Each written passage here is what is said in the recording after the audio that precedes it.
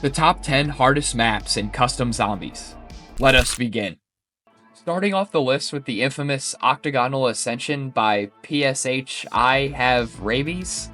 This map has been coined as the hardest custom zombies map by the rest of the community for as long as I can remember. Almost anyone who has called themselves a gamer has tried this map by now, zombies player or not. Y'all don't care about me, bro. The map is also extremely popular in the speedrunning community. The origins of the map date back all the way to the World at War custom days. The map became popular not only due to its difficulty, but also its recognizable octagonal shape as well.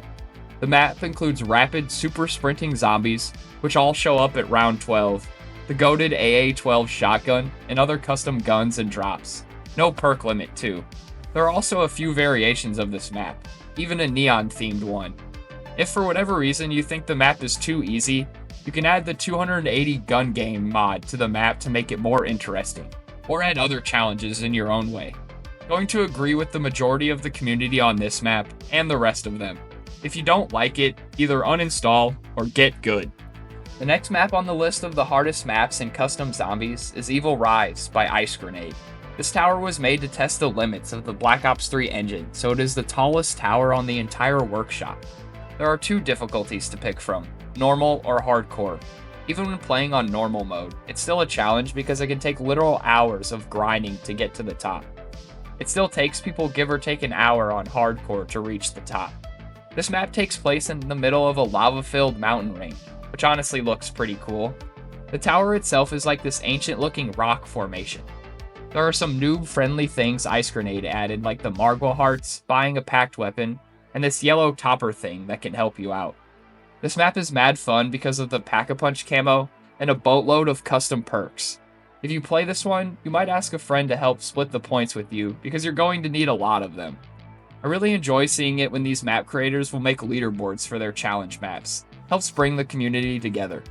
Third map on this list is the Minecraft Tower Challenge by I'm Twisted. There is not much to say about this one, so I'll just show you.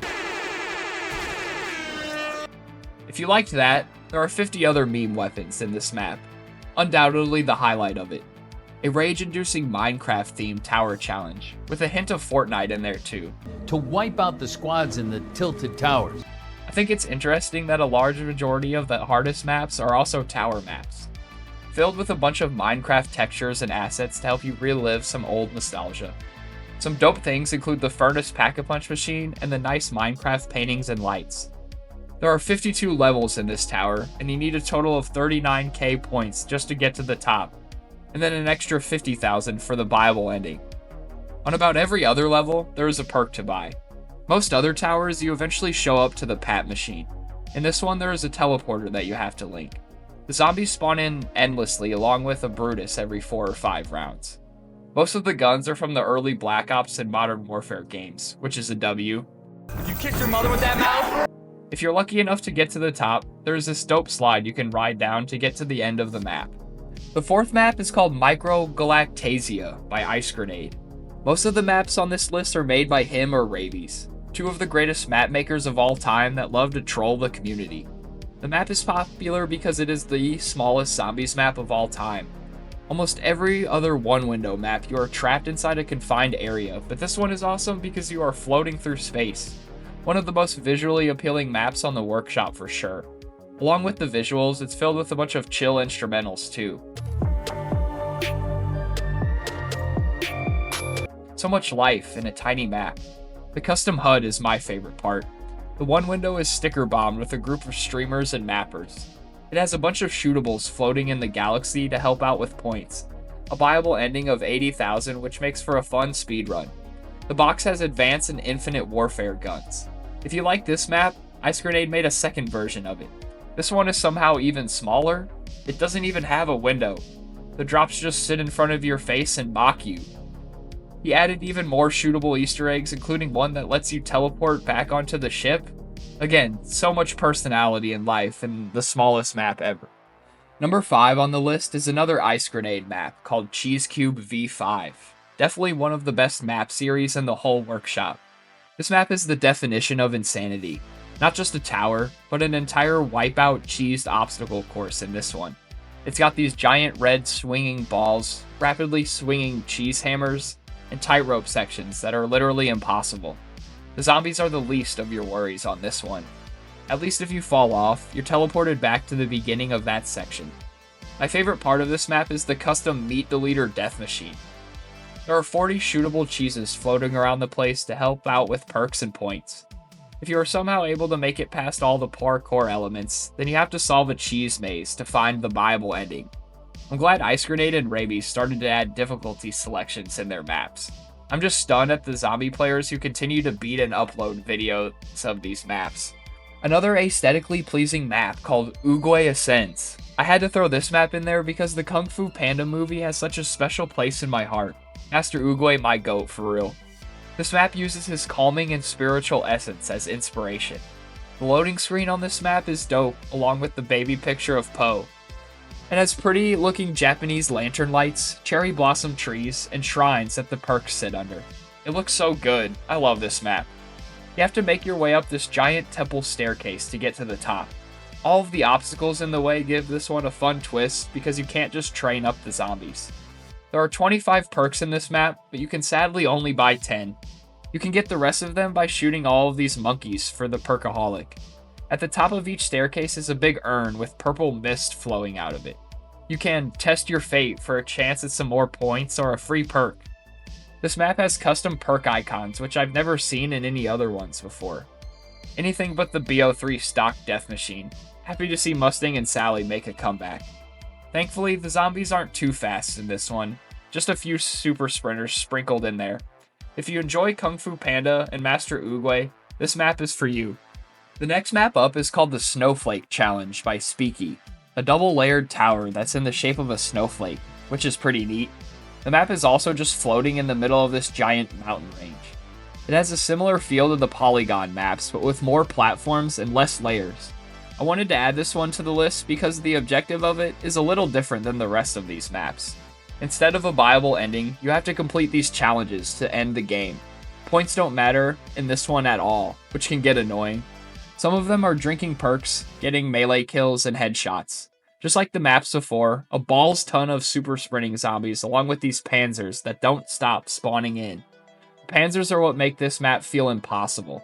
At round 10, your challenges will pop up on the right side if you can live that long. If you keep surviving, at round 20, you get Perkaholic. I wonder how the community would do on other maps if they were challenge-based instead of the traditional Bible ending. Reading all the troll and rage comments on these maps is a good way to pass the time. This is the description for the map. No gods or kings, only the Omni God. I'm not sure what that means, but I mess with it. Yet another ridiculously hard map by Rabies. This dude has gotta chill. This one is different from the other ones. An indoor map this time that sits in the middle of space. Finally some room to run with an open first floor. The goal is to make your way up the 10 floors to the Bible ending with perks, a box, and a custom pack-a-punch machine on the levels. It's a nice touch that the sun is in the middle and at the top. You can also play gun game on this map to give yourself a fighting chance. This one became popular because of this Chad difficulty. If you think you're nice at zombies, please give this a try. Holy mother of pearl, dude. Probably the most challenging gameplay in the entire workshop. Teleporting zombies at round 3. It's literally impossible. The fish tanks on the bottom are a cool add. I enjoy the futuristic look and the moving planets. The next map up is called Fish Tank by All Out War. If you have ever played the original Cheese Cube on World at War Zombies, this map's layout is almost exactly identical to that one, with a few major differences. As you can tell by the fish swimming around, we are in a fish tank this time. I love seeing the dead zombies float up to the surface. This one switches things up by adding a countdown timer after buying the doors, so you can't just buy it and keep running. And instead of having the perks sit out in the open, they are locked behind doors you have to buy. Not only do you have to deal with the zombies, but these parkour elements too. War has different difficulties of the map where the toxic water rises and the doors aren't timed, along with a bunch of secret Easter eggs like a code to drain the water and a Blundergat quest. A fun challenge map that requires a little bit of everything: luck, training skill, and patience. You finally make it to the top of the fish tank and you've got some room to run around to farm for the Bible ending. I love seeing the zombies community take a break from their obsession with cheese and switch it up to something else. The last map to finish off the list of the hardest maps in custom zombies is another polygon map by Rabies called Decagon. For a while, Octagonal Ascension was considered to be the most challenging custom zombies map, but as of late, it has been Decagon. I guess Rabies is going to make a map in every polygon shape. Similar to Ascension, a layered platform in the shape of a Decagon. This one has a super detailed reddish ambience to it that's put in the endless void. This is the most unforgiving map you will ever play. This might be the first time I've actually lost my sanity playing a video game. The amount of RNG luck you need at the very beginning to even have a chance at beating this is ridiculous.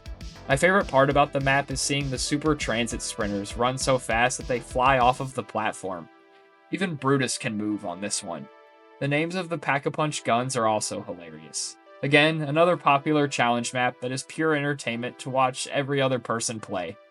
Realistically, all of these challenge maps just help us recreate the feeling of what it was like to hit round 10 for the first time. Hey Noah, this is proof that I hit round 10 on town. Shout out to anyone who has ever streamed or uploaded a video of any of these maps. So much fun to watch. I'll see y'all in Black Ops 6 Zombies. If we can beat these maps, I'm sure BO6 will be a cakewalk. I'll be doing high rounds over there, so drop a like and a sub if you're into that. Hopefully it's a fun year. Thanks so much for watching.